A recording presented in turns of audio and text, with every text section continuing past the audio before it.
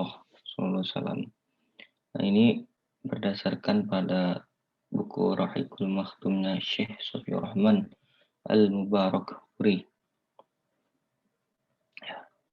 Di sini kurang lebih ada 4 tema besarnya yang akan dibahas, yaitu posisi bangsa Arab dan kaumnya, kemudian kekuasaan dan imarah di kalangan bangsa-bangsa Arab, yang ketiga ada agama-agama bangsa Arab, dan yang keempat ada potret atau gambaran bangsa Arab jahiliyah itu seperti apa. Ya, kita langsung masuk ke tema yang pertama, yaitu posisi Arab dan kaumnya.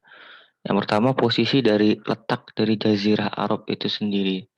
Nah, yang pertama ada batas barat. Jadi batas Arab Jazirah Arab itu ada di Laut Merah dan Gunung Sinai. Nah, ini Laut Merah itu di sini ya. Nah, itu batas bagian barat dari Jazirah Arab. Kemudian batas timurnya itu Teluk Arab dan sebagian besar negara Irak di bagian selatan ya, karena Irak kan agak, kalau kita lihat di peta itu memang di utaranya Jazirah Arab. Jadi sebagian besar negara Irak di bagian selatannya. Nah, kemudian batas utaranya itu Syams, negeri Syam, dan sebagian kecil Irak. Dan di selatannya Laut Arab yang bersambung sampai ke Lautan India. Nah, ini petanya di manakah Jazirah Arab? Nah, ini kurang lebih. Nah, ini kita tampilkan peta agar kita bisa mendapat gambaran. Nah, ini Laut Merah tadi di sini. Dan ini Laut Arab, ini Teluk Arab, dan ini Syams sebagai batas utara, dan Irak ini Irak. Irak sebagiannya menjadi batas utara dan sebagian lagi menjadi batas timur. Kemudian kita masuk ke bangsa-bangsa Arab. Jadi bangsa Arab itu dibagi ke dalam 3 bagian. Yang pertama Arab Badi'ah. Itu Arab, istilahnya itu Arab yang sudah kuno, sudah tidak bisa dilacak lagi keberadaannya, sejarahnya, karena memang sangat-sangat kuno, sangat-sangat terdahulu sekali, seperti kaum Ad, kaum Tsamud, seperti juga zamannya Sam bin Nuh, yaitu Arab Badi'ah. Kemudian Arab Aribah. Arab Aribah ini kalau bisa dibilang Arab murni. Jadi kaum Arab keturunan Ya'rub bin Qahtan atau yang sering disebut Qahtaniyah, tempat kelahiran di Yaman, dan terbagi ke dalam 2 kabilah yang terkenal, yaitu Himyar dan Kahlan. Nanti akan dibahas selanjutnya. Kemudian Arab Musta'ribah. Nah, Arab Musta'ribah ini Arab yang tidak begitu murni lagi. Nanti ada sejarahnya di Nabi Ismail. Jadi kaum Arab yang berasal dari keturunan Nabi Ismail, cikal bakalnya berawal dari Nabi Ibrahim. Nah, kita masuk ke pembagian Arab Aribah.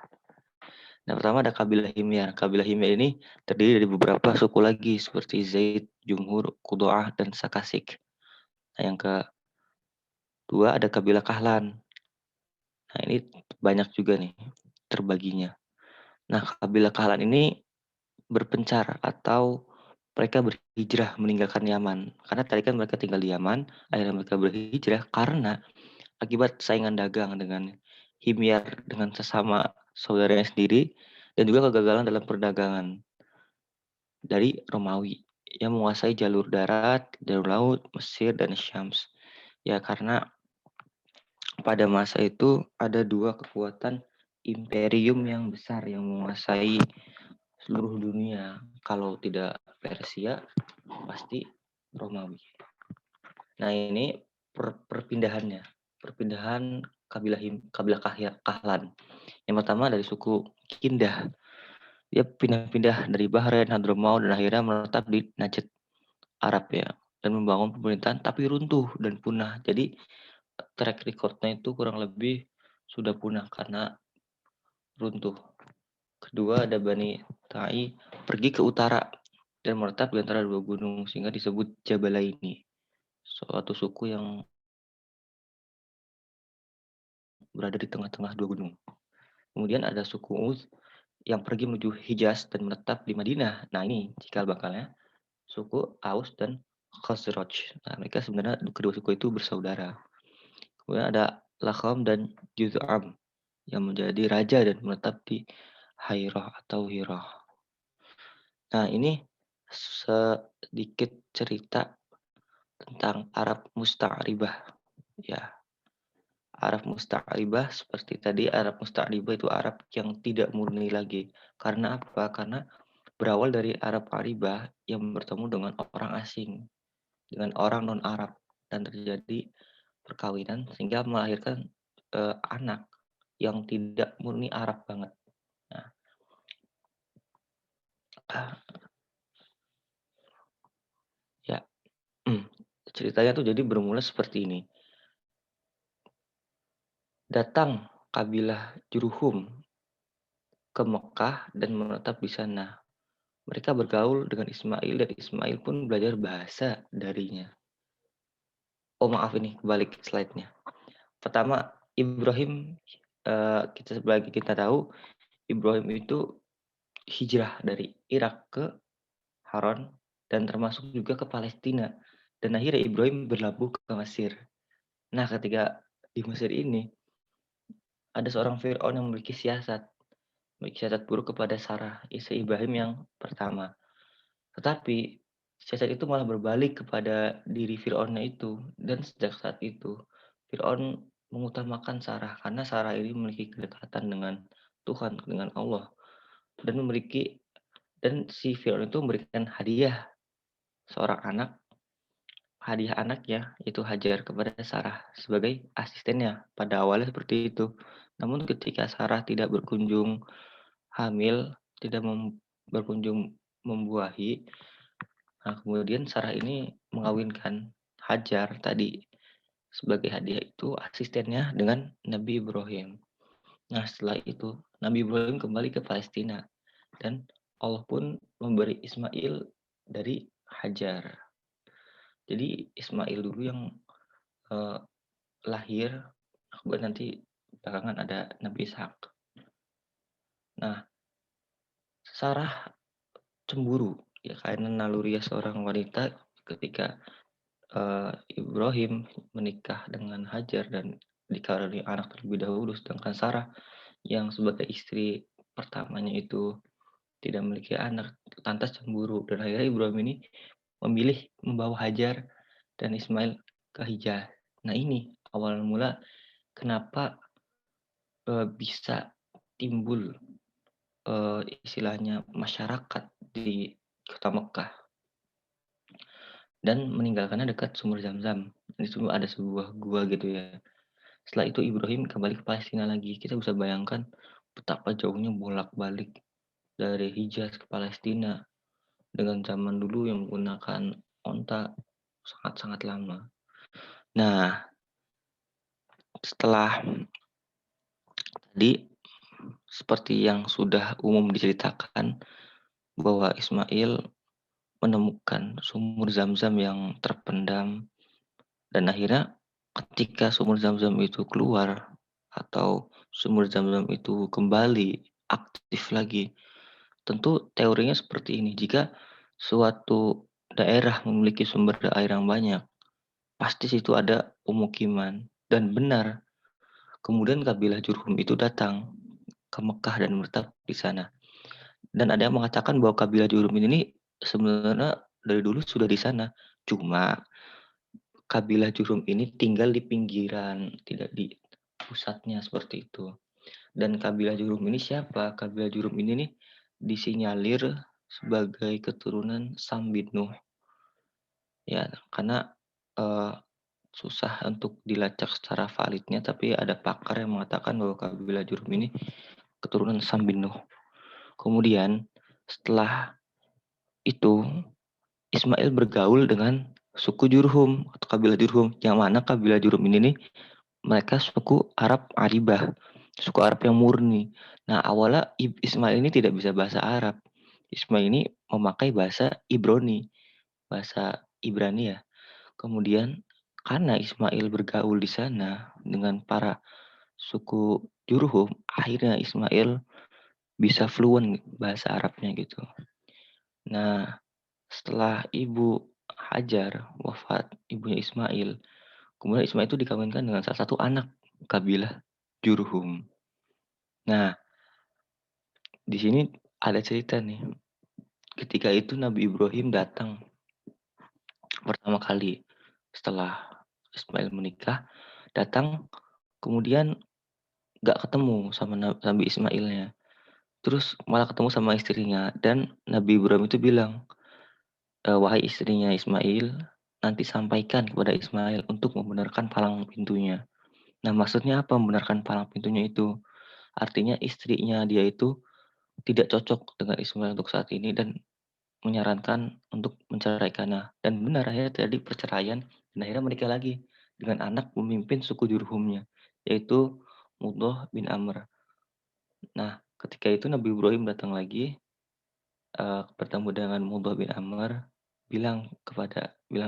sampaikan kepada Ismail bahwa pertahankan palang pintu itu.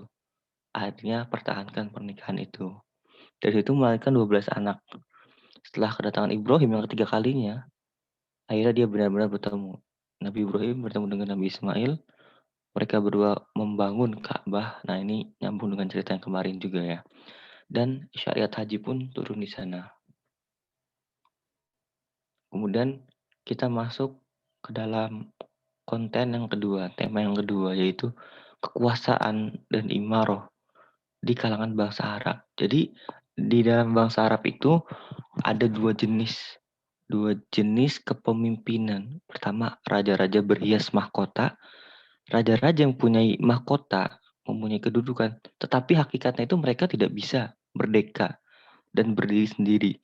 Mereka masih ada di bayang-bayang Romawi atau Persia, seperti raja-raja di Yaman, Ghazan, dan Hirah. Nah, yang kedua, ada pemimpin kabilah atau pemuka kabilah atau suku ini, mereka tidak memiliki mahkota, tapi memiliki kekuasaan dan hak istimewa layaknya seorang raja. Dan mayoritas mereka itu bebas, nggak terikat dengan afiliasi manapun gitu. Jadi mereka berdiri sendiri. Kita masuk ke raja-raja di Yaman. Nah, raja-raja di Yaman ini pada tahun sekitar 600 ya, 650 sebelum Masehi, kita tahu bahwa ada kerajaan atau ada suatu daerah namanya Sabah itu, dia beribu kota Sarawak dengan bendungan yang dikenal dengan bendungan Ma'rib, dan wilayah kaum Sabah ini meliputi daerah Arab dan di luar Arab mereka masih meliputi juga. Kemudian pada tahun 110 mereka mengganti gelar Raja Sabah menjadi Ma'rib saja dan mengubah ibu kotanya. Nah, ini dari mulai tahun 115 sampai 300 Masehi, kabilah Himyar yang tadi itu mengalahkan Sabah dan menggantikan Raidan sebagai ibu kotanya. Jadi kemudian seperti dikudeta seperti itu. Kemudian diganti dengan Dhafar. Nah, ada beberapa faktor penyebab keruntuhan Himyar di Yaman. Tadi kan Himyar itu kan dari Arab Aribah dan tinggal di Yaman. Nah, ini kenapa ada faktornya di sini. Itu perdagangan bangkrut karena perluasan kabilah Abad ke utara Hijaz dan persaingan dagang dengan Romawi dan perseteruan antar kabilah. Perseteruan antar kabilah ini udah menjadi hal yang umum, permasalahan yang sangat-sangat umum di sana. Pasti runtuhnya itu karena perseteruan terus. Nah, kemudian eh, selanjutnya itu pada masa Cat itu, nah ini terjadi kekacauan dan perkelahian hingga mereka direnggut oleh Habash atau Ethiopia kalau sekarang ya, atas bantuan Romawi. dan akhirnya bisa merdeka kembali. Kemudian peradaban itu hancur karena banjir seperti diisyaratkan dalam Quran dengan Sailul Arim.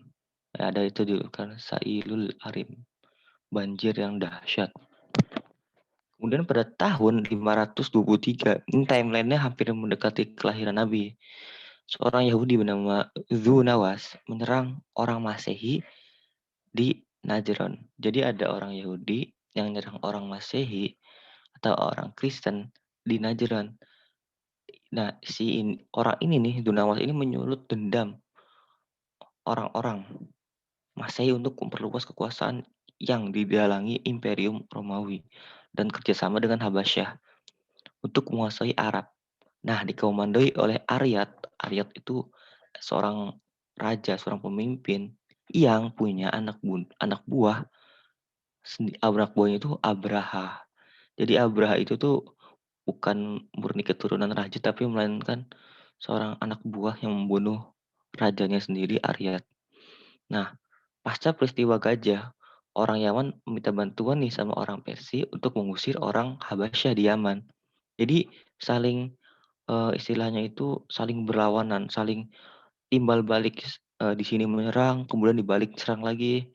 Kemudian Kisra mengangkat penguasa di Son'a dan menjadikan Yaman di bawah kekuasaannya. Kemudian berakhir sudah kekuasaan Persia ketika Raja Bazan masuk Islam. Nah, seperti itu, seperti yang tadi dibilang bahwa raja berhias mahkota, tapi mahkotanya tidak murni. Itu ada di bawah bayang-bayang. Nah, ini raja di Hiro. Ada bangsa Persia menguasai Irak di bawah kepemimpinan Cyrus yang agung. Sehingga Alexander pada tahun 526 sebelum Masehi menghancurkan dan pecah belah. Akibatnya muncul raja-raja baru di Tawaif hingga tahun sekian dan kabilah Qahtan berpindah dan menguasai daerah subur Irak dan bergabung dengan keturunan Adnan di Jazirah Euphrat. Nah, ini emang di Hira itu eh, kurang begitu lengkap. Eh, nah, pada era Arsyadir,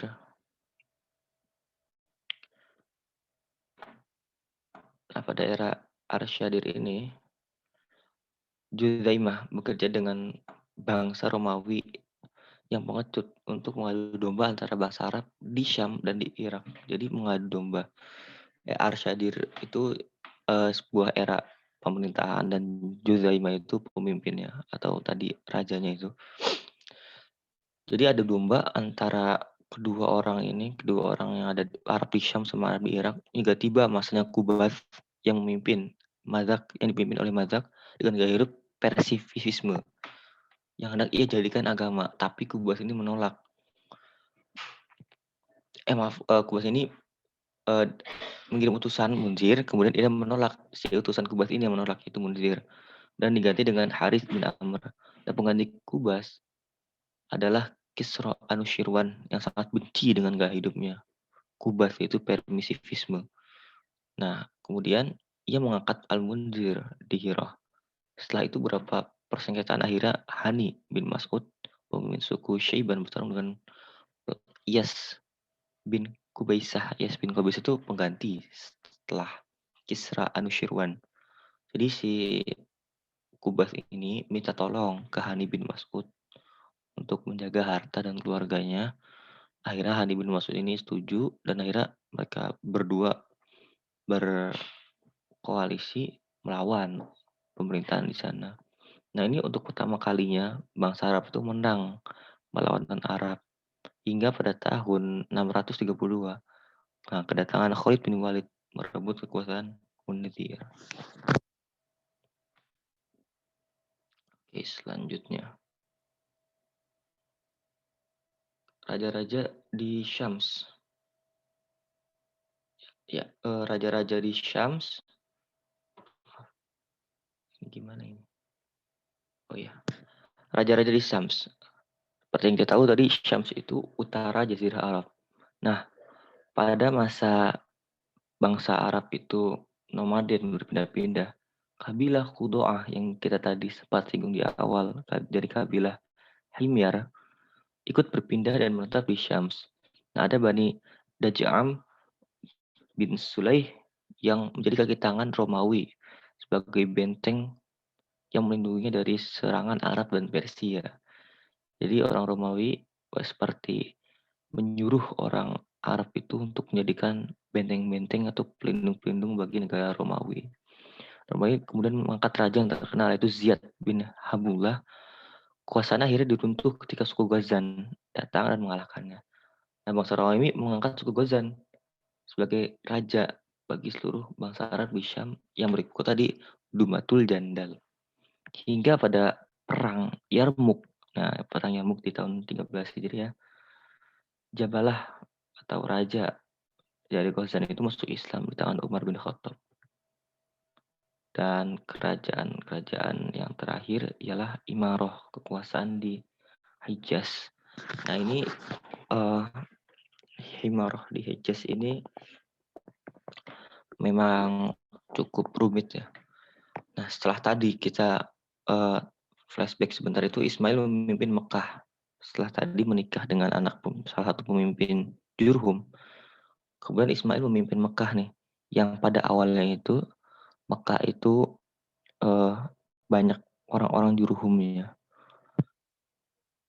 Nah, kemudian Ismail wafat di usia 130 tahun. Nah, Ismail punya dua putra yaitu Nabat dan Kaidar yang menggantikannya. Sebenarnya putranya banyak, cuma kedua putra ini yang menggantikannya. Setelah itu ada Mudhar bin Amr Ar-Jurhumi. Nah, Mekah diambil alih oleh suku Jurhum lagi. Awalnya kan Ismail sama Hajar duaan di situ dengan beberapa istilahnya mungkin penduduk lokal. Kemudian suku Jurhum datang karena ada air Zam-Zam. Nah, Ismail jadi pemimpin, anaknya Ismail jadi pemimpin, cucunya jadi pemimpin, tapi di kepemimpinan selanjutnya suku Jurhum yang jadi pemimpin. Nah, sering berjalan waktu, keturunan Ismail ini makin tenggelam, makin istilahnya itu tidak bersinar, hingga Jurhum melemah dengan kemunculan Bukhtanasor. Nah, Bani Adnan berpencar ke Yaman, lalu pergi ke Ma'ad, ke Syams, dan balik lagi ke Mekah. Jadi mereka sempat pergi dulu keluar Mekah, dan kemudian balik lagi. Nah, Bani Jurhum ini mulai suram di Mekah dan bertindak kayak seenaknya tadi. Nah, datang sebuah suku atau sebuah kabilah yang bernama kabilah Khuza'ah. Nah, ia berkoalisi dengan Bani Adnan yang geram untuk mengusir Bani Jurhum. Jadi Bani Jurhum yang sudah lama tinggal di Mekah malah diusir sama pendatang istilahnya gitu. Nah, kemudian sekarang Bani Khuza'ah memimpin di Mekah nih sama Bani Bakar. Hanya saja kabilah Mudhar mempunyai 3 bidang penanganan. Nah, ini menjaga keamanan, yang pertama menjaga keamanan manusia dari Arafah hingga Muzdalifah. Pada pendatang harus memberi hormat kepada Saufah, Bani Ghauf bin Murrah dan suku Ilyas bin Mudhar. Tidak boleh melempar jumroh kecuali setelah Saufah melakukannya. Pelaksanaan ifadah dari Jum'ah ke Mina menjadi wewenang Bani Udwan. Dan penanganan air minum selama bulan suci menjadi wewenang Bani Tamim. Nah, itu. Nah, kekuasaan Khuza'ah ini di Mekah berlangsung sekitar 300 tahun. Saat itu Bani Adnan pergi ke pinggiran Najd, Arab ya, Najd itu. Sedangkan di pinggiran Mekah ada suku Quraisy, yaitu Hulul dan Hurum, dan Bani Kinanah yang tak memiliki wewenang apapun hingga muncul Qusay bin Kilab, ya, kakeknya Nabi. Nah, Qusay bin Kilab ini dahsyat. Ketika Qusay menginjak remaja, ia kembali ke Mekah setelah perjalanannya itu dan menikahi anak pemimpin Khuza'ah, Hulail, yaitu Hubba. Nah, ini cukup unik ya polanya. Sama seperti Ismail dulu yang menikahi anak pemimpin Jurhum dan akhirnya jadi pemimpin. Nah, ini juga Qusay menikahi anak pemimpin Khuza'ah, itu Hubba. Setelah Hulail meninggal, jadilah pecah peperangan antara Bani Khuza'ah dan Quraisy dan Qusay. Nah, ada 3 riwayat yang disebut peperangannya. Yang pertama, setelah Qusay memiliki harta melimpah dan keturunan yang banyak, dan ketika Hulail wafat, bapaknya Hubba, suku Quraisy itu merasa lebih pantas karena suku Quraisy pelopor Bani Ismail. Nah, ini jadi suku Quraisy memiliki ketersambungan sanad sampai Bani Ismail yang mana dulu itu kan Bani Ismail sempat menguasai Mekah. Nah, yang kedua, menurut Bani Khuza'ah, ini dari pihak kubu sebelahnya, Hulail berwasiat kepada Qusay untuk meneruskan Ka'bah. Dan yang ketiga, sebenarnya Hulail menunjuk putrinya itu Hubba. Nah, karena Hubba ini perempuan, lalu Abu Ghibshan yang menjadi wakilnya. Abu Ghibshan ini saudaranya Hulail. Seperti itu, jadi pamannya istilahnya. Nah, setelah Hulail wafat, Qusay merasa berwenang untuk memimpin Ka'bah dengan menukar satu geriba arak kepada Abu Ghibshan. Istilahnya itu tukar tambah.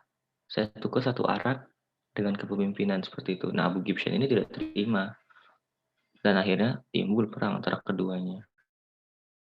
Apapun alasannya jelas. Nah, ini kesimpulannya. Apapun alasannya jelas, pasca Hulail wafat, Bani Khuza'ah dan Bani Bakar bertindak seenaknya dan Qusay langsung bertindak. Nah, setelah Qusay bertindak, meletuslah perang antara keduanya, kemudian mereka bersepakat untuk membuat perjanjian dengan mengangkat Yamar bin Auf sebagai hakim. Nah, keputusannya ini ialah Qusay layak jadi pemimpin. Setiap darah dari suku Quraisy menjadi tanggung jawabnya sendiri. Dan setiap darah dari Khuza'ah harus diganti. Nah, ini kan curang. Makanya hakim itu dijuluki Asyazdak. Jadi hakim ini cenderung berafiliasi ke suku Khuza'ah gitu. Nah, setelah satu peninggalan Qusay, salah satu peninggalan Qusay itu adalah Darun Nadwah, tempat berdiskusi, tempat bermusyawarah di utara masjid atau Ka'bah. Nah, Qusay berkuasa sekitar tahun 440 Masehi. Nah, ia mempunyai beberapa kewenangan. Yang pertama, memimpin Darun Nadwah, istilahnya pemegang kuncinya juga. Kemudian ada hijabah, pemegang kunci Ka'bah. Mau ada pemegang panji. Nah, kalau pemegang panji ini istilahnya eh, tidak bisa mulai perang kecuali tidak ada panjinya. Nah, kemudian ada pemberi air minum dan pemberi makanan. Nah, Qusay memiliki dua anak, Abduddar dan Abdul Manaf. Nah, Abdul Manaf ini dipandang lebih layak melanjutkan daripada Abduddar. Karena dalam suatu literasi saya baca itu, Abduddar ini eh, suka mabuk gitu. Hampir pernah menukar kunci Darun Nadwah dengan arak gitu. Tapi karena Abduddar itu kakaknya dan dipandang lebih layak, jadi Abduddar yang jadi pemimpin. Hampir dari pertikaian, tetapi akhirnya mereka berdamai dan menjadi dua kelompok. Nah, ini pembagian tugasnya di sini. Bani Abduddar memegang Darun Nadwah, memegang panji dan memegang hijabah. Sedangkan Abdul Manaf ini memegang kunci dan makanan jamaah haji. Hingga turun ke anaknya Hashim, kemudian ke kakek Nabi, hingga Abbas paman Nabi. Itu masih memegang minum dan makanan jamaah Arab, jamaah haji. Nah, kita masuk ke kondisi politik Arab pra-Islam. Politik di Jazirah Arab pada masa itu dipenuhi dengan para penguasa, diktator, rasisme, dan kasta yang masih sangat kental. Ada perbedaan yang jauh antara penguasa dan budak, antara satu kabilah dengan kabilah lain saling bermusuhan, dan antara saudara berebut tahta. Kalau kita bisa gambarkan dengan barat seperti ini, diktator hampir 90%, karena diktator ini eh, sangat kental gitu. Ketika seseorang udah menjadi ketua suku atau pemimpin kabilah, maka itu kewenangannya mutlak gitu. Ketika ketua kabilah menyuruh perang, semua rakyat perang, nggak bisa nolak. Ketika ketua kabilah menyuruh ini, menyuruh itu, bertitah ini, bertitah itu, masyarakat kabilah tersebut langsung, dan kewenangan itu mutlak. Jadi benar-benar kekuasaan berada di tangan pemimpin. Rakyat tidak bisa untuk berdemokrasi sama sekali gitu. Hampir semuanya seperti itu. Nah, kemudian rasisme, seperti kita tahu ada perbedaan kasta, ada perbedaan yang masih jauh antara penguasa dan budak. Nah, itu di sana hampir semua orang seperti itu. Nah, agama-agama bangsa Arab, nah ini kelanjutan dari keadaan politik. Nah ini agama-agama bangsa Arab. Nah, mayoritas Arab itu mengikuti dakwahnya Ismail.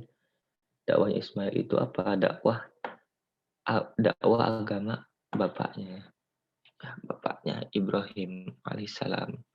Bapaknya yang ajaran bapaknya itu mengesahkan Tuhan, mengesahkan Allah, menyembahnya dan memeluknya. Nah, ini disebut Hanafi gitu. Agama yang Hanif. Nah, waktu bergulir cukup lama yang menyebabkan seorang datang nih bernama Amr bin Luhai dari suku Khuza'ah yang kita sempat bahas tadi. Nah, ia ini sangat baik orangnya, santun, ramah, sehingga orang-orang masyarakat itu dia menganggap beliau itu sebagai seorang wali. Lalu ia pergi ke Syam dari Mekah dan melihat orang di sana menyembah berhala. Akhirnya ia membawa Hubal lalu diletakkan di dalam Ka'bah. Hubal itu berhala. Kemudian masyarakat Hijaz ngikutilah karena dianggap Mekah kota yang suci. Kemudian berhala yang terdahulu lainnya itu Lata, Manat, dan Uzza ikut nimbrung di Mekah. Kemudian selanjutnya, nah ini ada beberapa ritual ya upacara penyembahan berhala. Jadi kalau upacara penyembahan berhala itu apa saja yang dilakukan? Nah ini, pertama ada mereka haji dan tawaf di sekeliling berhala, merunduk dan sujud. Kemudian mereka ada lagi yang mengelilingi sambil komat kamit, meminta pertolongan di kala sulit dan mengabulkan doa-doa orang yang menyembah berhala itu. Mereka yakin bahwa berhala itu dapat mengabulkan doa, dapat memberi dapat memberi syafaat di sisi Allah kelak. Dan mereka kemudian bertakarrub, mendekatkan diri kepada Tuhan dengan berkorban atas nama berhala. Kemudian mereka juga bernazar, kemudian mereka bertakarub dengan sesajen dan bertakarub dengan bahiroh. Bahiroh unta betina beranak 10 dan semuanya betina juga anaknya. Tidak boleh ditunggangi, tidak boleh diambil susunya, tidak boleh dimakan dagingnya. Ada wasilah, ada seorang domba. Pokoknya orang Arab ini senang mengkultus-kultuskan hewan. Nah, Amr bin Luhai itu orangnya pertama yang mempersembahkan onta untuk berhala. Berhala berfungsi untuk mendekatkan diri, memberi syafaat di sisinya. Jadi orang Arab itu berpikir bahwa ketika mereka menyembah berhala, itu sama dengan sarana untuk mendekatkan diri kepada Tuhan. Nah ini yang salah. Mereka menuhan, mereka istilahnya itu menjadikan Allah itu punya sekutu, yaitu berhala. Nah ini yang tidak benar. Nah ini keadaan mereka juga sering mengundi nasib dengan anak panah. Ada 3 anak panah. Pertama bertuliskan ya. Jadi anak panah bertuliskan ya ketika dilempar.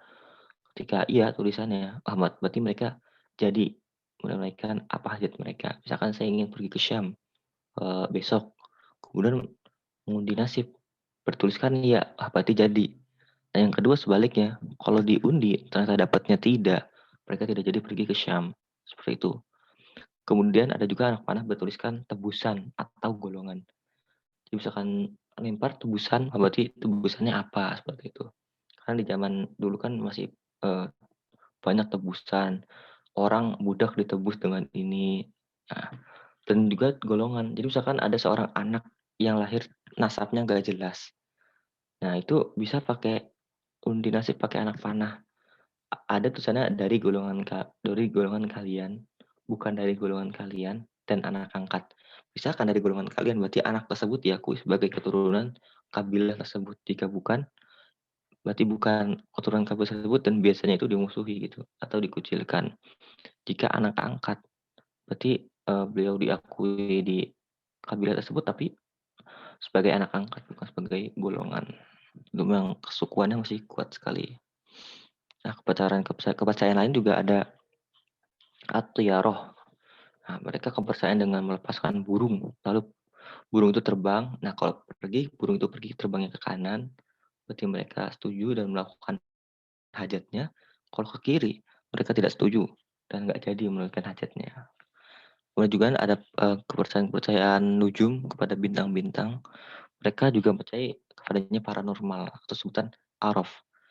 Nah, orang mengetahui perkara-perkara goib dan bisa mengetahui masa depan. Ada juga ahli nujum yang mempercayai hujan dan bintang-bintang sebagai penentu nasibnya. Oh, jadi kalau bintangnya seperti ini, nasibnya seperti ini. Ini kurang lebih mirip zodiak ya. Zodiak-zodiak itu juga eh, sama seperti itu. Nah, ini yang seringkali bertanya-tanya, apa bedanya sih haji dan umroh masa Islam dan sebelum Islam? Nah, ini ada beberapa hal dalam ritual ibadah haji dan umroh sebelum Islam pada masa Quraisy. Nah, orang Quraisy tidak melaksanakan wukuf dan ifadhah karena mereka menganggap bahwa eh, suku Quraisy itu tidak boleh meninggalkan Mekah. Nah, mereka harus tetap stay di Mekah. Ya, orang Quraisy tidak melaksanakan wukuf dan ifadhah. Nah, yang kedua, tidak boleh memberikan keju dan samin kepada orang yang sedang ihram. Jadi ketika ada orang yang sedang ihram, masyarakat sana itu nggak boleh memberikannya. Nanti setelah selesai, tidak boleh memakai kain wol, kemudian tidak boleh bawa makanan dari luar. Nah, ini mirip di bioskop ya. Jadi kita nggak boleh bawa makanan dari luar Ka'bah, dari luar Mekah seperti itu. Yang kelima ada tidak memasuki rumah lewat pintu jika sedang ihram. Ya jadi nggak bisa lewat pintu depan, harus lewat belakang. Entah ini tradisi yang cukup aneh. Kemudian yang keenam, nah ini pendatang itu harus memakai pakaian khas orang luar. Jadi misalkan ada pendatang dari Syam. Nah, orang yang mau tawaf ke Mekah itu harus pakai pakaian khusus dari daerah Syam. Nah, jika ada seseorang nih tidak memiliki pakaian khusus dan jika mereka akan tawaf, maka mereka akan tawaf dalam keadaan telanjang. Jadi ketika orang yang dari luar itu nggak punya pakaian khusus, nggak punya pakaian yang menandakan ciri khas, mereka akan dilepas pakaiannya itu dan disuruh keliling-keliling Ka'bah sambil telanjang. Nah, hingga turun ayat 31 surat Al-A'raf. Ya, eh, Bani keturunan Adam itu kalau ke Madinah itu memakai pakaian yang baik, yang bagus. Nah, ini beberapa argumen ya. Kok bisa ada agama lain di Arab? Nah, pertama ada agama Yahudi. Karena alasannya ya, karena penaklukan bangsa Babilonia dan Syur di Palestina mengakibatkan tekanan orang Yahudi dan penghancuran negeri mereka di tangan Bukhtanasor sebelum Masehi. Nah, sebagian mereka meninggalkan Palestina dan pergi ke utara Hijaz. Nah, Hijaz ini kan udah termasuk ke bagian Jazirah Arab. Nah, kemudian invasi bangsa Romawi ke Palestina pada tahun 70 Masehi yang disertai dengan tekanan terhadap Yahudi sehingga mereka berpindah ke Hijaz dan Yastrib. Nah, itu asal usulnya. Di Yastrib sendiri kan ada tiga ya, ada Bani Kainuko yang ada di Yastrib itu ada beberapa Bani Yahudi. Kemudian agama Majusi, ini agama Majusi itu kedekatan bangsa Arab dan terjadi dialog dan migrasi dengan orang-orang Persia karena mereka memiliki keyakinan terhadap api gitu ya, menyembah api Majusi. Salah satunya Salman Al-Farisi. Ya. Kemudian saya Salman Al-Farisi berasal dari Persia. Kemudian lanjut agama Nasrani. Nah, agama Nasrani itu bermula ketika orang Habasyah tiba di Yaman pada 340 Masehi. Nah, si orang Habasyah ini berdakwah di sana hingga orang-orang suka tertarik kepadanya. Nah, setelah berperang dengan Yahudi, Abraha memegang kendali yang kemudian membuat gereja tandingan di Yaman untuk menyerang Ka'bah. Nah, salah satu alasan Abraha ingin menyerang Ka'bah itu kan agar gereja yang ia buat itu lebih tenar daripada Ka'bah seperti itu. Kemudian yang keempat ada kepercayaan Sobiyah mirip paganis. Dan dia berkembang di Irak dan menyebar, tapi tetap kalah tenar dengan Yahudi dan Nasrani. Nah ini, kemudian kita masuk ke tema yang keempat, gambaran masyarakat Arab jahiliyah. Nah ini ada suatu quotes, tidak semua perilaku Arab itu amoral dan biadab, masih ada nilai-nilai positif yang dapat dipetik. Nah, kita masuk ke kondisi sosial. Ada yang sistem kelas atau kasta. Kebangsaan itu sangat berpengaruh sekali. Orang kalau bahasa Arab itu sering ungkit-ungkit nasab, sering ungkit-ungkit bangsa mana gitu. Jika laki-laki ingin terkenal karena keberanian dan kemuliaan, maka harus banyak dibicarakan oleh banyak wanita. Nah ini, mungkin sekarang juga masih seperti itu ya. Jadi kalau laki-laki ingin terkenal, ingin famous, terus jadi bahan pergibahan para wanita pada zaman itu.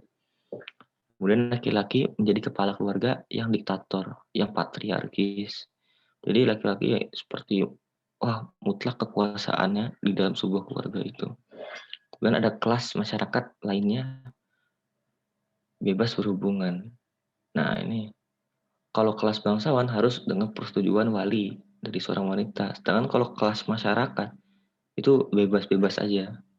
Nah ini kan suatu perbedaan kondisi sosial yang ada. Ya, kita dikit lagi. Kemudian ada jenis pernikahan. Pernikahan-pernikahan ya. Ini jenis pernikahan. Ini ada 4 jenis pernikahan atau jenis hubungan pada bangsa Arab pada saat itu yang diriwayatkan dari Aisyah. Jadi ini menurut Aisyah ada 4 tipe. Yang pertama pernikahan spontan. Itu seorang pria meminta izin ke wali wanita, kemudian menikahinya dengan memberikan mas kawin. Ini biasa umum ya. Nah ini sudah mulai aneh-aneh dari nomor 2 ke nomor 4 ini. Yang kedua ada istibdo, yaitu istri akan disuruh bersenggama dengan pria lain. Dan jika sudah hamil, istri itu akan kembali ke suami aslinya. Demikian agar anak pintar dan baik. Ya biasanya nih istrinya itu sama suami disuruh, udah kamu bersenggama aja sama orang yang pintar, orang zaman dulu itu orang ahli ini, orang ahli itu, agar anaknya itu turunannya pintar juga. Nah di sana suami merelakan istrinya seperti itu. Kemudian ada poliandri. Nah, wanita bersenggama dengan maksimal 10 pria. Jika sudah hamil, maka pria-pria itu dipanggil oleh wanita tadi. Dan wanita itu bisa menunjuk siapapun untuk jadi ayah dari bayi itu. Misalkan, Fulan, saya tunjuk kamu untuk jadi ayah. Padahal itu nggak tahu anaknya siapa. Karena dia kan bersenggama dengan 10 pria. Nah, ini kekacauan nasab di sini. Yang keempat ada pernikahan pelacur. Sebenarnya ini tidak ada namanya, cuma di buku tersebut dijelaskan bahwa pernikahan ini seperti seorang pelacur, itu wanita memasang bendera di atas pintu rumahnya. Nah, itu sebagai tanda gitu. Sebagai tanda, kemudian eh, ia bersenggama dengan pria siapapun yang datang kepadanya. Jadi bebas. Siapapun yang datang kepadanya, ia setubuhi. Setelah hamil, wanita itu memanggil seluruh pria yang pernah bersenggama dengannya. Dan wanita tersebut mengundi. Ini kacau kacau banget ini. Mengundi siapa yang akan menjadi ayah dari bayi tersebut.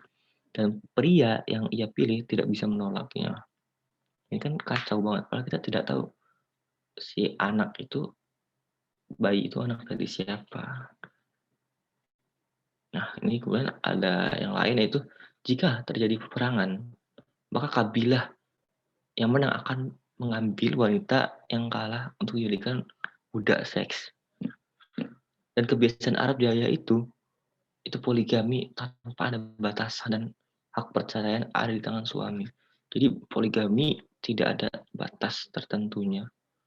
Kalau Nabi itu kan, kalau kita itu kan sekarang 4 poligami ya.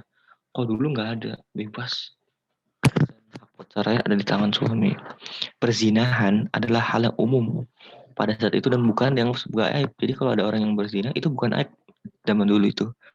Mereka rela mengubur putrinya hidup-hidup karena dianggap sebagai aib dan karena kemunafikan. Nah ini, jadi kalau punya anak perempuan itu dirasa munafik bagi bangsa Arab zaman dulu itu. Kemudian landasan aturan sosial adalah fanatisme ras dan marga. Mereka saling berperang memperebutkan kehormatan, kekuasaan. Secara garis besar, kondisi sosial mereka lemah dan buta. Kebodohan di segala aspek lini kehidupan mereka bodoh. wanita diperjualbelikan, nafsu tidak dapat dibendung, manusia seperti binatang, khurafat merajalela, hubungan antar umat rapuh dan kekuasaan yang memeras uang rakyat dan rakyat yang dijadikan pion perangan. Nah, itu kurang lebih kondisi sosial bangsa Arab zaman dulu itu seperti itulah. Bisa kita definisikan dalam satu kalimat ini nih, yang terakhir ini. Nah, kita masuk ke ekonomi. Ekonominya bangsa Arab itu seperti apa? Ekonominya itu mirip dengan kondisi sosial, sama-sama eh, tidak ada apa ya, seperti tidak ada pegangan yang jelas gitu. Riba di mana-mana. Nah, perdagangan menjadi yang favorit, tetap menjadi peringkat nomor pertama, itu perdagangan. Perdagangan tidak bisa berjalan lancar kecuali dengan kendali, keamanan, dan perdamaian. Sayangnya itu tidak pernah terwujud di Jazirah Arab, kecuali jika datang bulan-bulan suci, maka dari itu banyak pasar-pasar.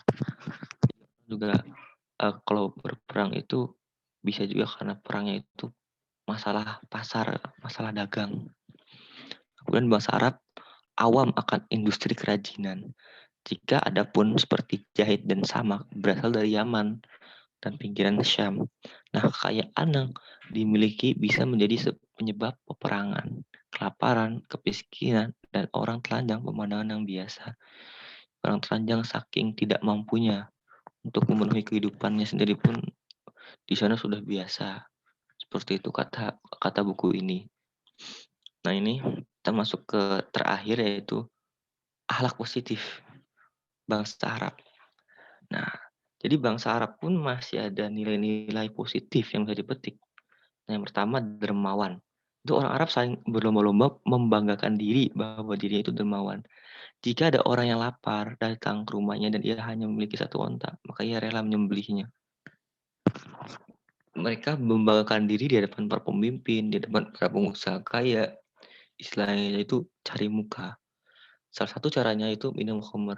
Nah ini, awalnya tuh udah baik dermawan. Cuma kesininya jadi salah lagi karena mereka salah satu cara untuk menjadi dermawan itu dengan minum khamr. Tapi tujuannya itu bukan bangga karena minumnya, tetapi dengan minum khamr itu cara mereka menghabiskan uang. Ya, cara seperti itu dianggap dermawan bagi mereka. Ekspresi lain dari dermawan versi mereka adalah main judi. Karena laba dari judi itu mereka gunakan untuk menyantuni para fakir miskin. Ya, jadi mereka menyantuni fakir miskin dari uang judi. Ya, itu versi mereka lah. Kemudian ada menepati janji. Nah, ini yang bagus ini. Janji di mental mereka itu seperti hutang yang harus dibayar. Gak bisa enggak. Mereka rela membunuh anaknya dan membakar rumahnya demi menepati janji. Nah, ini juga kurang tepat juga kalau sampai berlebihan seperti ini. Jadi intinya orang Arab itu janji itu sesuatu yang luar biasa. Kalau kita kan kadang suka, ya saya janji tapi lupa. Nah, ini kalau orang Arab tuh nggak bisa. Kalau janji, udah janji, pokoknya harus ditepati. Kemudian ada kemuliaan jiwa dan enggan menerima hinaan dan kelaliman. Jadi orang Arab itu pantang menerima hinaan dan cacian. Mereka rela menghunus pedang agar tidak dikatakan pengecut. Mereka sangat pencemburu dan mudah naik pinang. Jadi mereka itu pantang untuk dikatakan jelek, dikatakan lemah. Itu. Jadi mereka sering terjadi peperangan karena mereka menolak hinaan itu. Nah, ini kalau kita ambil sisi positifnya itu, ya kita harus bisa ngambil juga gitu. Kita tidak boleh rendah diri istilahnya gitu. Kalau kalau eh, apa tawadu itu kan, iya, mungkin kita nggak boleh merendahkan diri kita sendiri ini. Nah, kemudian yang keempat, yang terakhir, jika mereka menginginkan sesuatu karena di situ ada kemuliaan, mereka akan berjuang menggapainya walaupun badai menghadang. Ini saya kira sangat-sangat positif ini. Jadi suku Arab itu zaman dulu itu kalau mereka ada hajat, pokoknya harus mereka akan berjuang sebisa mungkin, semaksimal mungkin untuk melaksanakannya. Walaupun banyak rantangan-rintangan, mereka harus. Nah itu bangsa Arab zaman dulu rata-rata seperti itu. Nah, ya ini ada terakhir yaitu sungguhnya Rasulullah diutus untuk menyempurnakan akhlak. Jadi dari sekian banyak yang kita lihat barusan, perilaku-perilaku immoral, perilaku amoral, dan perilaku biadab itu, ini Rasulullah hadir untuk menyempurnakan akhlak dari manusia. Karena sebelumnya kan juga udah punya akhlak sebenarnya, cuma belum sempurna saja. Nah, ya itu presentasi dari saya. Jika teman-teman ada yang ingin mengkritik, menyanggah, memberi saran, dan bertanya, berdiskusi, monggo dipersilahkan. Oke, terima kasih Mas Nazriel. Saya kira komplit sekali dari awal sampai dengan akhir ini. Sangat lengkap presentasi dari Mas Nazriel. Ya, ini kurang lebih dari 1 jam ya presentasinya. Lumayan Komplit. banyak. Iya, banyak. Ada berapa slide Mas Nazriel totalnya? Bikin tadi itu 33 kalau nggak salah. 33 Ini ya. sisanya template. Iya, iya. Iya, iya. Nah, bagus, komplit untuk presentasinya dan desainnya juga menarik menurut saya terkait dengan bagaimana kondisi bangsa Arab sebelumnya. Kita yang membaca dan mendapatkan penjelasan itu bisa menangkap secara utuh berbagai kondisi tadi, baik dari sisi eh, siapa bangsa Arab itu sendiri, bagaimana kebiasaan-kebiasaannya, pemerintahannya, kondisi sosial, ekonominya, keagamaannya, dan seterusnya, yang itu secara umum itu tergambarkan sebagai kondisi yang jahiliyah. Nah, karena kondisi yang sangat rusak itulah kemudian Allah dengan Rahman Rahimnya itu mengutus seorang Rasul untuk memperbaiki. Itu alurnya akan begitu. Jadi Nabi itu tidak akan diutus kecuali di negara itu atau di daerah itu sudah sangat rusak. Dan hukum itu juga akan terjadi terus-menerusnya, atau istilahnya berputar. Satu kondisi itu ketika dalam eh, sudah kondisi decline, itu pasti nanti akan muncul seorang penyelamat. Yang itu juga kehendak Allah. Kira-kira begitu. Jadi kita nggak perlu khawatir dengan agama kita ini sebenarnya. Sepanjang masih ada orang yang mohon pada Allah itu, Allah nanti pasti akan masih menolong terhadap orang yang ada di wilayah itu. Ini di sisi lain. Oke, silakan. Nah, ini hanya komentar ringkas saja dari saya. Silakan yang lain kalau mau ditambahkan, diteruskan. Mungkin sekitar ya maksimal 5 sampai 10 menit saja. Nah, ini nanti kalian juga akan kuliah pagi juga ya. Ya.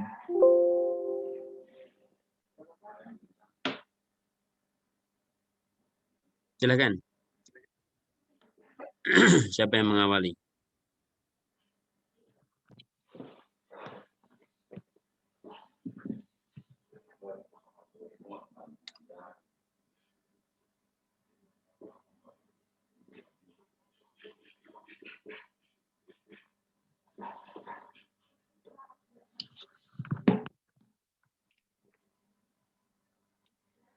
Mungkin bisa di close screen-nya, Mas, biar terlihat. Oke, ini yang lainnya masih join posisi aktif kan? Masih Ustaz. Masih Ustaz. Ya, ya, silakan direspon.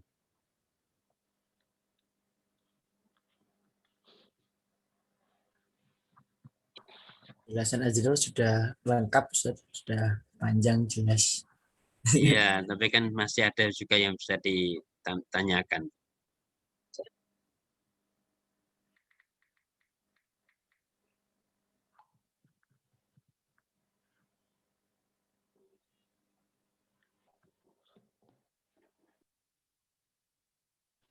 Nah, saya Ustaz, Yo, silakan Mas Ayo.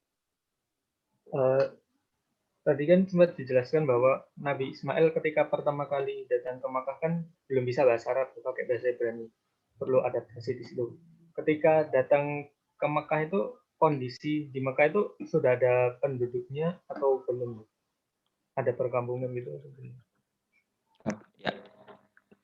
Oke. Ya, memang Nabi Ismail itu belum bisa berbahasa Arab karena Nabi Ismail kan dari bapaknya Nabi Ibrahim itu masih pakai bahasa Ibrani.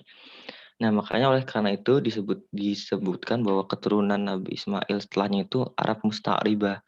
Karena Arab yang sudah bercampur dari Arab murni, yaitu karena Nabi Ismail kan nikah dengan anak pemimpin suku Jurhum, yang mana suku Jurhum itu Arab murni. Nah, jadi bercampur antara Ibrahim dari bapaknya yang berbahasa Ibrani dengan Jurhum yang bahasa Arab murni. Ada di Mekah itu dulu itu memang ada, tapi istilahnya itu hanya beberapa di pinggiran. Dan karena suatu wilayah itu kalau tidak ada sumber airnya, maka sulit ditemukan penduduk di situ. Jadi karena Mekah dulu itu gersang, kering sebelum Nabi Ismail datang, akhirnya hanya beberapa orang yang mungkin nomaden atau juga tadi seperti suku Jurhum yang tinggal tapi di pinggiran. Istilahnya itu bukan di pusatnya, benar-benar di pinggiran gitu. Nah, ketika Zam-Zam itu muncul, nah ada nih suku Jurhum yang ngelihat, wah ada air banyak gitu. Dan akhirnya mereka manggil kawanan kabilahnya itu buat tinggal di situ. Dan akhirnya Hajar dan Ismail itu membolehkan, oke, suku Jurhum boleh tinggal di sini. Nah, seperti itu. Jadi masih ada orang yang tinggal tapi di pinggiran. Seperti kasusnya itu juga andaikan di tadi Sungai Yufrat gitu. Itu banyak penduduk. Tapi kalau di tempat yang sangat-sangat gersang, sedikit banget penduduknya karena mereka sangat bergantung pada air sebagai sumber kehidupan mereka. Ya, kurang lebih seperti itu. Ayub. Baik, Mas. Terima kasih, Mas.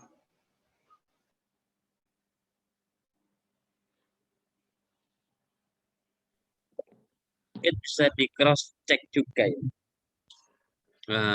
Tentang kedatangan Ismail yang di situ sudah ada suku Jurhum itu di Mekah ya, di Ka'bah itu. Sementara Ismail itu eh, dengan ibunya itu kan ditinggalkan oleh Ibrahim ketika di situ belum ada kehidupan, betul. Ketika ditinggalkan itu kan posisi belum ada Zam-Zam dan Ka'bah juga belum ditinggikan, belum dibangun. Berarti posisi itu betul-betul padang tandus. Kemudian karena Ismail meronta-ronta itu lahirlah sumur Zam-Zam. Nah, apakah setelah itu Ismail dan keluarganya itu pindah ke Palestina lagi, kemudian datang ke Mekah yang di situ sudah ada suku Jurhum itu, ataukah sejak dari lahir dan ditinggalkan di situ itu nggak kembali lagi? Kalau tidak kembali lagi, berarti Ismail itu di situ itu mendahului suku-suku itu. Karena adanya suku-suku termasuk suku Jurhum itu menetap di wilayah situ karena adanya air. Ada air Zam-Zam itu. Nah, di situ semula adalah wilayah yang kosong. Kemudian karena ada air, orang bisa menetap di sekitarnya. Atau gimana? Saya agak-agak lupa di sejarahnya yang di Ka'bah itu. Nanti mungkin bisa dibantu oleh teman yang kemarin bahas tentang sejarah Ka'bah. Di cross check kan. Jadi eh, Nabi Ismail dan keluarganya itu menetap di atau Ismail ya, yang kemudian menikah dengan salah satu wanita suku Jurhum itu apakah Ismail sejak kecil bayi yang ditinggalkan itu tidak balik ke Palestina, ataukah setelah dewasa dia kembali ke Palestina, ke Mekah, dia kembali ke Palestina dulu baru kembali ke Mekah lagi. Itu mungkin bisa di cross check coba, di komparasi dengan Mas Iqbal atau Apri yang kemarin bahas itu juga.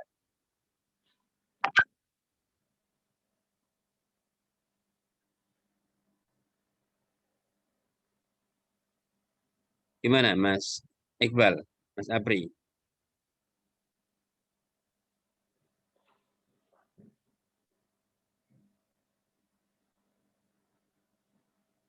Halo. Ya Ustaz, Nah, nangkap ya apa yang saya sampaikan tadi? iya Ustaz. Nah,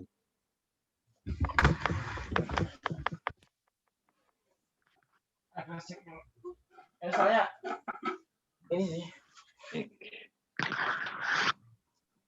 Ini Ustaz, kalau dari yang sempat dibaca ini sih Ustaz. Jadi Nabi Ismail itu waktu beliau kecil itu enggak balik ke Palestina Ustaz, menetap di Mekah Ustaz. Yang sedikit anak ini baca. Cuman mungkin Mas Iqbal bisa menambahkan lebih dalam lagi tentang perkembangan Mekah pada masa Nabi Ismail dulu Ustaz. ya boleh silakan. Kita pengen tahu kronologinya. Yang tadi disampaikan bahwa Ismail bisa belajar Arab, belajar bahasa Arab tadi setelah datang ke Mekah tadi ya. Itu supaya supaya linear kronologi sejarahnya itu bisa runtut. Mana yang benar dari data yang ada di Sirah Nabawiyah Syekh Sofiyur Rahman ataukah yang ada di Sejarah Ka'bah Ali Al-Husni Al-Kharbuti itu. Silakan Mas Iqbal.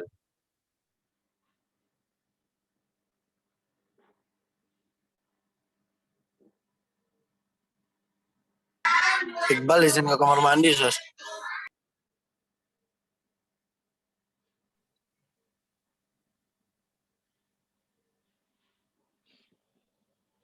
Mas Azriel silakan.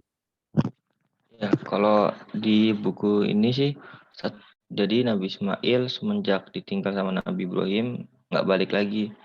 Justru Nabi Ibrahimnya yang bolak-balik dari Palestina ke Mekah, nengok Ismail.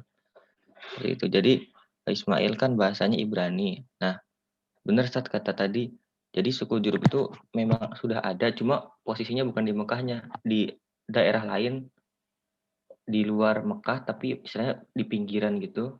Nah, akhirnya ngelihat air Zam-Zam, baru suku Jurhum datang ke Mekah, minta izin sama Ismail sama Hajar, bolehkah kami tinggal di daerah kalian karena daerah kalian itu ada sumber air. Akhirnya Ismail mengizinkan. Akhirnya itu Ismail mengadakan dialog dan kontak. Akhirnya Ismail bisa belajar bahasa Arab. Oke, jadi begitu ya kronologinya kira-kira. Bahwa suku Jurhum ini, ya, suku Jurhum termasuk suku pedagang dulunya. Ketika lewat situ itu nggak gas kalau di situ itu juga akan ada pemukiman. Begitu ada di situ air yang keluar dari karena Nabi Ismail itu, kemudian itu suku yang pertama kali menempati Mekah kan, setelah ada air kan. Jadi suku pertama yang menempati sekitar Ka'bah, sekitar Zam-Zam itu kan suku Jurhum itu. Ya. Yang dulunya tidak dari situ, tapi dia di tempat lain karena perdagangan. Dan melihat ada situ, kira-kira begitu kronologi.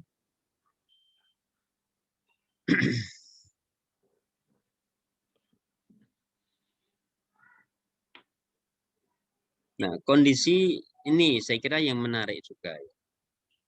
Tentang kondisi pernikahan sebelum bangsa Arab. Ini saya hanya menekankan beberapa penting saja. Yang lain penting, tapi mungkin kita highlight.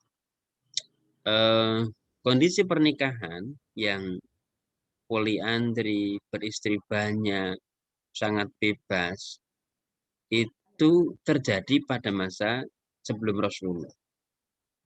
Maka ketika kepada ada turun ayat fankihu ma thaba lakum minan nisa'i masna wa thulatsa wa ruba. Itu semangatnya itu membatasi. Semangatnya itu membatasi. Fa in khiftum alla ta'dilu fawahidah. Jadi dari yang semula itu bebas berapapun itu kemudian dibatasi. Karena sebelum turun ayat itu banyak sahabat-sahabat juga yang istrinya itu banyak. Istrinya banyak. Misalnya Anas bin Malik itu, kalau dalam sejarah itu istrinya berapa ya? 80 itu berapa? banyak sekali. Nah, kemudian dibatasi fangkihu masna wasula sawaruba. Jadi masna wasula sawaruba itu semangatnya membatasi, bukan memperbanyak. Ya. Kalau sekarang itu kan dikesankan memperbanyak. Sudah layak masna, sudah layak rubah dan sebagainya. Itu kan seakan-akan semangatnya itu memperbanyak dari yang sedikit. Padahal ayat itu konteksnya adalah membatasi, menyedikitkan. Memang toleransinya ya rubah. Itu kira-kira yang dari semangat awal itu membatasi, itu kemudian sekarang justru dimaknai untuk memperbanyak. Oke.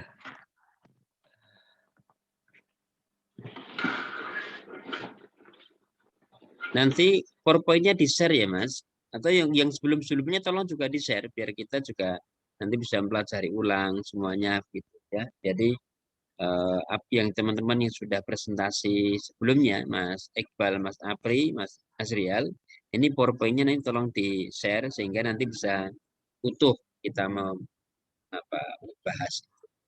Jadi kalau misalnya pas saat-saat seperti ini mungkin ada yang kita tidak bisa mengikuti full karena belakang entah apa begitu. Nah, itu nanti kita bisa membaca ulang dari PowerPoint. Itu ya. Siap. Oke. Ya. Saya kira cukup untuk hari ini. Ini sudah jam 7 kurang 15. Nanti teman-teman juga akan kuliah pagi juga ya. Ada kuliah ya? Ya, saya jam 7, Ustaz. Ya. Oke. Kita cukupkan untuk pagi ini. Kita akhiri bersama dengan baca hamdalah. Alhamdulillah. Alhamdulillah. Assalamualaikum warahmatullahi wabarakatuh. Waalaikumsalam warahmatullahi Warahmatullahi wabarakatuh. wabarakatuh.